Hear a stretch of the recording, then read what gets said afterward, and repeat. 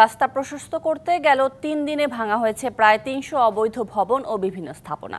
রাজধানীর মুগদার প্রধান সড়ক থেকে মান্ডা পর্যন্ত সড়ক সম্প্রসারণের জন্য উচ্ছেদ করতে অভিযান চালিয়েছে ঢাকা দক্ষিণ সিটি ও রাজুক।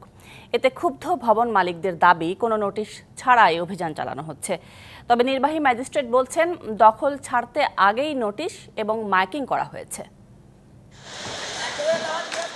ঢাকার ডিটেইল এরিয়া প্ল্যান বা ড্যাপে চিহ্নিত নকশা অনুযায়ী মুগদার প্রধান সড়ক থেকে শুরু করে মান্ডার হায়দার আলী বিদ্যালয় পর্যন্ত সড়ককে 50 ফিটে উন্নীতের পরিকল্পনা ঢাকা দক্ষিণ সিটি কর্পোরেশনের। সড়কটির প্রশস্ততা গড়ে 17 ফিট। সড়কের দুপাশে 5 ফিট করে 10 ফিট পথচারীদের হাঁটার পথ ও ডাবল লেনের 40 ফিট মূল সড়ক উন্নীত হবে। কিন্তু রাজুকের জায়গা দীর্ঘদিন ছিল দখলদারদের কবলে। উচ্ছেদে চলছে অভিযান। উচ্ছেদ হওয়া ভবন মালিকদের দাবি, তাদের অবৈধভাবে উচ্ছেদ করা হচ্ছে। যেটা বৈধ না সেটা ভাঙুক, আমাদের দাবি নাই। আর যেটা বৈধ সেটা তো ভাঙতে পারবো না, তার তো কাগজ দেখতে হবে, তাই না?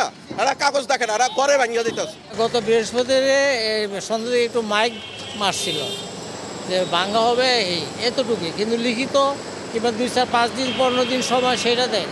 কোনো নোটিশ পাইনি। আমার বাসাটা ভাঙলো তারা কিছু ডাকাতি করার জন্য, বাইরে পোলাপান। রাজুকের চেয়ারম্যান, ঢাকা সিটির মেয়র বলছে আমার সম্পত্তি হাত দিবে না, এখানে কোনো ডাকাতি। এখন আমি থাকবো কোথায়? এরা যে ইট নিছে, ইটগুলো নিয়ে গেছে ঘর ভাঙা, আমার জিনিসপত্রগুলো নিয়ে গেছে। নির্বাহী ম্যাজিস্ট্রেট জানান, ভবন মালিকদের রাজুক থেকে 4 বার নোটিশ এবং মাইকিং করা হয়েছে। 4 বার নোটিশ দেওয়ার পরে আমরা মাইকিং করেছি যে তারা যেন নিজ দায়িত্বে তাদের রাস্তার উপরে চলে আসা ভবনের অংশ সেটি সরিয়ে নেন। ভবন মালিকরা রাস্তা সম্প্রসারণের প্রয়োজনীয় অংশটুকু খালি করে দিচ্ছেন। আর যারা আমাদেরকে সহযোগিতা করছেন না, আমরা সেই জায়গাগুলিতে মূলত কাজ করছি। পর্যায়ক্রমে এই ধরনের স্থাপনা উচ্ছেদে আরও অভিযান পরিচালনা করা হবে। Ariful Islam, BBC news, Dhaka.